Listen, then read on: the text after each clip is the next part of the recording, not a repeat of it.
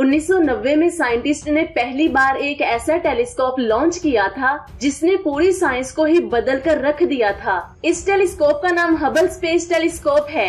इस टेलीस्कोप ने हमें हजारों गैलेक्सीज और स्टार की इमेजेस भेजी, जिसकी वजह से हम उनकी फॉर्मेशन के बारे में समझ पाए और ये देख पाए कि हमारी कायनात में कैसे कैसे ऑब्जेक्ट्स मौजूद हैं जो एक पल में ही लाखों सन्स को खत्म कर सकते हैं। हबल स्पेस टेलीस्कोप हमें सिर्फ उन ऑब्जेक्ट्स की ही इमेज दिखाता है जिसकी अपनी लाइट हो और वो आसानी से टेलीस्कोप के मिरर में भी आ सके, जिसकी वजह से हम उन प्लैनेट्स को कभी भी नहीं ढूंढ सके जो हमारी जमीन ही की तरह दिखाई देते हैं। इन प्लैनेट्स को ढूंढने और हबल स्पेस टेलीस्कोप से भी ज्यादा क्लियर इमेजेस लेने के लिए इस वक्त जेम्स वेब स्पेस टेलीस्कोप हमारी मदद कर रहा है। इसकी मदद से हम उन प्लैनेट्स को ढूंढ रहे हैं जिन पर हमारी जमीन ही की तरह लाइफ हो सकती है, या फिर उनका एटमॉस्फेयर ऐसा हो सकता है जहां पानी और ऑक्सीजन जैसे जरूरी कंपाउंड्स मौजूद हों। जेम्स वेब और टेस स्पेस टेलीस्कोप ने हाल ही में ऐसे कई प्लैनेट्स डिस्कवर किए हैं जो हमारी जमीन ही की तरह हो सकते हैं।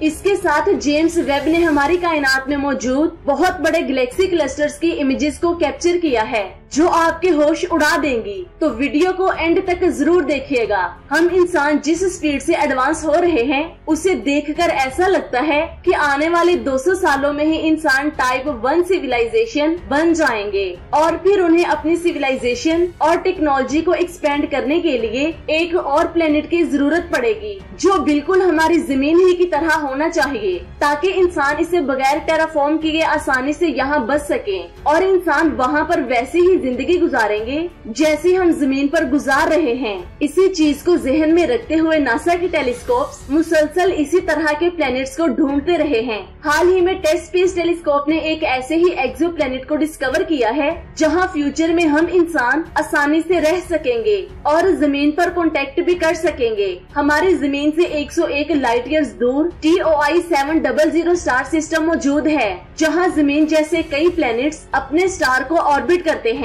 ये चारों प्लैनेट्स इस स्टार सिस्टम में मौजूद हैं। इनमें से 3 रॉकी प्लैनेट्स और एक गैसियस प्लैनेट हो सकता है। इनमें से 3 प्लैनेट्स को नासा ने 3 साल पहले डिस्कवर किया था और एक प्लैनेट को पिछले माह टेस्ट स्पेस टेलीस्कोप के जरिए कंफर्म किया गया है। TOI 700E नेम का ये प्लैनेट मुसलसल 1 साल तक ऑब्जर्व करने के बाद कंफर्म किया गया है। इस प्लैनेट को ट्रांजिट मेथड के जरिए ढूंढा गया है। इसमें स्टार से आने वाली लाइट को टेलीस्कोप में मुसलसल ऑब्जर्व किया जाता है। जैसे ही स्टार की लाइट कम या फिर ज्यादा होती है तो साइंटिस्ट वहाँ पर एक स्टार की मौजूदगी कंफर्म करते हैं। ऐसे ही 1 साल तक इस स्टार को ऑब्जर्व करने के बाद इस प्लैनेट को डिस्कवर किया गया है और ये प्लैनेट अपने स्टार के हैबिटेबल जोन में भी मौजूद है। साइज में ये हमारी जमीन के 95% और मैस में 81% है, जिसकी वजह से ये बिल्कुल हमारी जमीन ही की तरह लगता है। इसकी सरफेस की ग्रेविटी भी बिल्कुल हमारी जमीन जैसी है। अगर यहाँ पर आप लैंड करेंगे तो आपको ये बिल्कुल हमारी जमीन लगेगी। लेकिन हमारी कायनात में सब कुछ एक जैसा नहीं होता। भले ही ये प्लेनेट साइज और बनावट में हमारी जमीन जैसा हो, लेकिन इसकी अपने स्टार से दूरी सब कुछ बदल कर रख देती है। हमारी जमीन सूरज से 15 करोड़ किलोमीटर दूर है, लेकिन इस प्लेनेट की अपनी स्टार से दूरी सिर्फ 2 किलोमीटर है। यानी कि ये प्लेनेट मरकरी से भी ज्यादा करीबी से अपने स्टार को ऑर्बिट करता है, जिसकी वजह से साइंटिस्ट का कहना है कि ये अपने स्टार से टाइडली लॉक्ड होगा।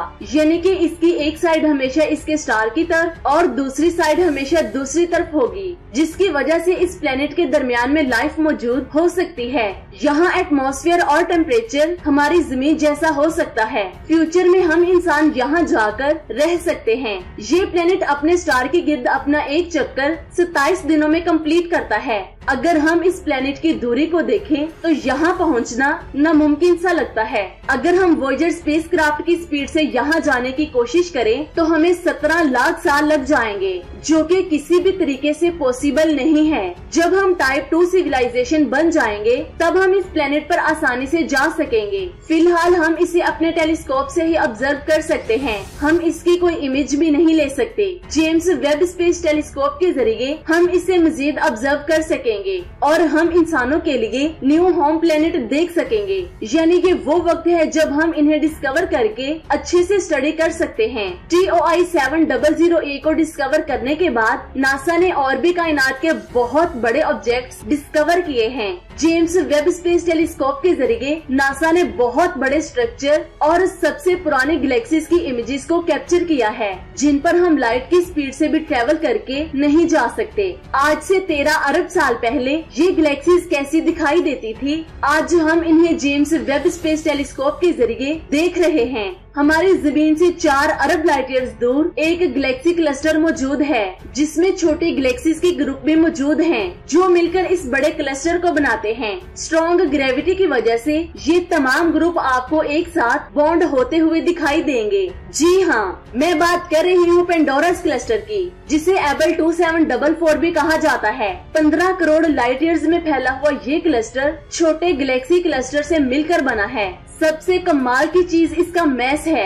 इस क्लस्टर में मौजूद तमाम गैलेक्सीज का मैस तकरीबन 5% है और इसमें मौजूद गैस का मैस 20% है और बाकी 75% डार्क मैटर पर डिपेंडेंट करता है, जिसे साइंटिस्ट आज तक नहीं समझ पाए। साइंटिस्ट इस क्लस्टर की वजह से बहुत ज्यादा हैरान हैं और वो इस पर बहुत ज्यादा रिसर्च कर रहे हैं। इस क्लस्टर में मौजूद गैलेक्सीज की वजह से ग्रेविटेशनल लेंसिंग होती है, जिसकी वजह से साइंटिस्ट कई अरब दूरी पर मौजूद गैलेक्सीज को देख पाते हैं। लेंसिंग की वजह से उन गैलेक्सीज की लाइट बेंड होकर टेलीस्कोप तक पहुंचती है, जिसकी वजह से हम इन्हें देख पाते हैं। अब इस इमेज को ध्यान से देखें। इसमें आपको एक स्टार दिखाई दे रहा होगा, जो असल में हमारी मिल्की वे गैलेक्सी का है। इसके बाद आपको इस इमेज में गैलेक्सी क्लस्टर दिखाई देंगे। अगर आप इन्हें गौर से देखेंगे तो आपको यहाँ नियर इंफ्रारेड लाइट के 50,000 से ज्यादा सोर्सेज दिखाई दे सकते हैं। क्लस्टर की स्ट्रॉन्ग ग्रेविटी की वजह से यहाँ रेड नजर आने वाली गैलेक्सीज, जो कि ग्रेविटेशनल लेंसिंग की वजह से स्ट्रेच है, ये साइंटिस्ट के होश उड़ा रही हैं, क्योंकि उन्होंने इससे पहले कभी भी इतनी बेंड गैलेक्सीज कायनात में नहीं देखी। ये मेगा स्ट्रक्चर सच में बहुत ज्यादा होश उड़ा रहा है। इसकी मदद से हम कायनात की सबसे दूरी पर मौजूद गैलेक्सीज के साथ साथ उन मिस्टीरियस डॉट्स को भी देख पा रहे हैं, जिन्हें हबल स्पेस टेलीस्कोप नहीं देख सकता था। ये सिर्फ और सिर्फ जेम्स वेब स्पेस टेलीस्कोप के ही जरिए मुमकिन था कि हम पेंडोरस क्लस्टर को इतनी डिटेल से देख सकें। अब जरा फिर से इस इमेज को देखें। इसमें आपको एक छोटा सा डॉट रेड कलर में दिखाई दे रहा होगा। साइंटिस्ट इसकी वजह से बहुत ज्यादा परेशान हैं। इसकी दूरी इतनी ज्यादा है कि ये कोई भी नहीं जान सकता कि आखिर ये है क्या। साइंटिस्ट का कहना है कि हो सकता है कि ये रेड डॉट गैस की ग्लोइंग डिस्क हो, जो किसी सुपरमैसिव ब्लैक होल के गिर्द ऑर्बिट कर रही है। लेकिन असल में ये है क्या, कोई भी नहीं जानता। नियर इंफ्रारेड में दिखाई देने वाले ये रेड डॉट तकरीबन गैलेक्सीज ही हैं, जो बिग बैंग के फौरन बाद बनना शुरू हो चुकी थी। इस इमेज में कुछ रेड डॉट्स ऐसे भी दिखाई दे रहे हैं जो हमारी सोच से बहुत ज्यादा अलग हैं। अब साइंटिस्ट जेम्स वेब की इस डीप फील्ड इमेज के जरिए इन रेड डॉट्स और गैलेक्सीज के डिस्टेंस और इनकी एज निकालकर हमारे सामने नए राजों से पर्दा उठाएंगे, जो एस्ट्रोनॉमी साइंस को बदल कर रख देंगे। फिलहाल साइंटिस्ट स्पेक्ट्रोग्राफ की मदद से इन रेड डॉट्स को आसानी से जान सकेंगे। उस वक्त तक हमें पेंडोरस क्लस्टर की डिटेल के लिए इंतजार करना पड़ेगा। टेलीस्कोप में दिखाई देने वाली ये distant galaxies red shift effect की वजह से रेड दिखाई दे रही हैं। सबसे कमाल की बात यह है कि अगर इन गैलेक्सीज में कोई एलियन सिविलाइजेशन हुई तो वो भी हमारी मिल्की वे गैलेक्सी को रेड डॉट की ही तरह देख रही होगी। वो मिल्की वे गैलेक्सी की बनावट को देखकर